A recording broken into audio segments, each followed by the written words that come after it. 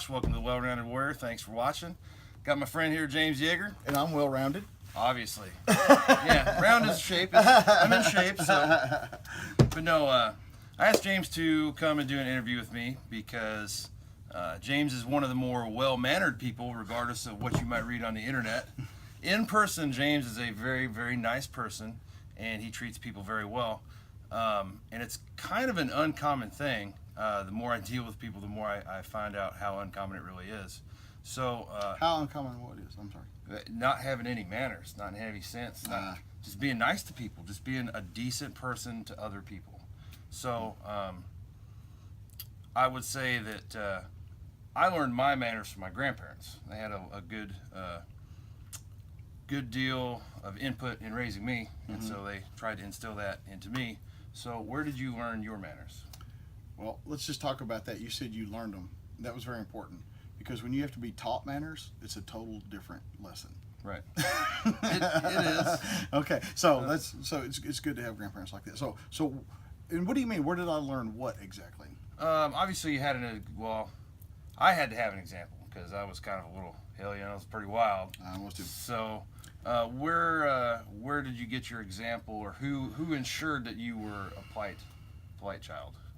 Well, grew up without a dad around, typical single mom kind of a thing, and so what I learned pretty fast. There's a quote. I'm sorry, I can't remember the guy's name, but the guy that wrote the Conan series. He said, "Savages." He said, "Civilized men are far more discourteous than savages, because savages know they can get their skull split." And that's my childhood.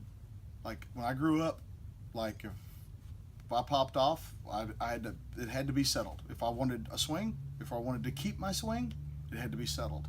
And so I actually, from a very young age, I learned that the stick and carrot of the world. Like there are times when you should be nice, and there are times when you shouldn't. I don't know if I answered your question, but that's what made me think of. Okay. Well, that's a start. As a functioning adult and a functioning member of society, Okay. So, what are good manners to you as an adult? Like, if you say that guy's got good manners, what is it to you? If we're talking about manners, I don't know. Like, look at the golden rule: do unto others as you would have them do unto you. So, if you bump into somebody, say, "Excuse me," it's the South. We hold doors for people, especially ladies, and right. Things like that. Don't wear a fucking hat indoors, and especially don't wear one at the dinner table. That's something that I picked up. I did not know that was a pet peeve of yours until the last time I was here, and James didn't say anything to me, but that's okay because he didn't have to. It was said in front of me, and that was good enough. I was at an expensive restaurant a couple of days ago, and 4 dudes came in, all wearing hats, sat down at the table. One of them took his hat off at the table. I was like, good for him.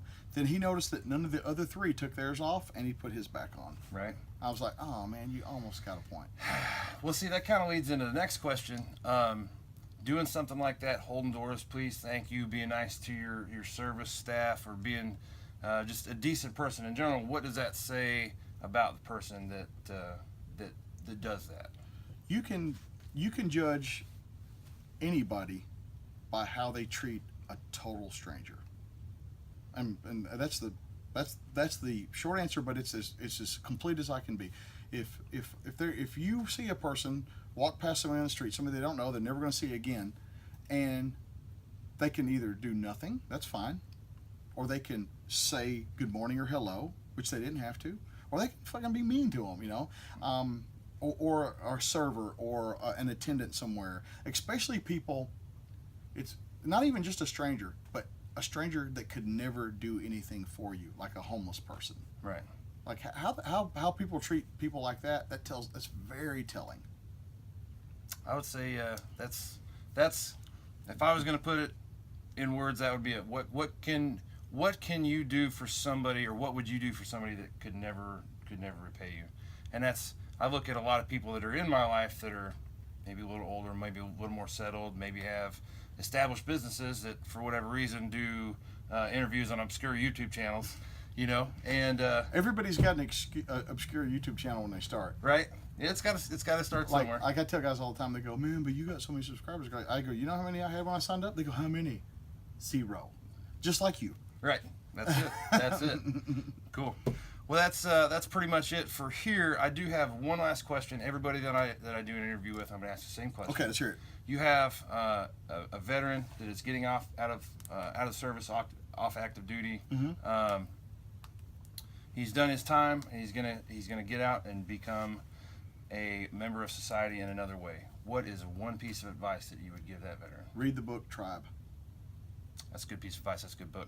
I need to finish it. I've started about halfway through life, so it's on my to-finish list. So That's it. all right, guys. Thanks for watching. This is James Yeager. Check him out. Tactical Response. Just remember, when avoidance, deterrence, and de-escalation fail, a high rate of fire usually doesn't. Thanks, guys.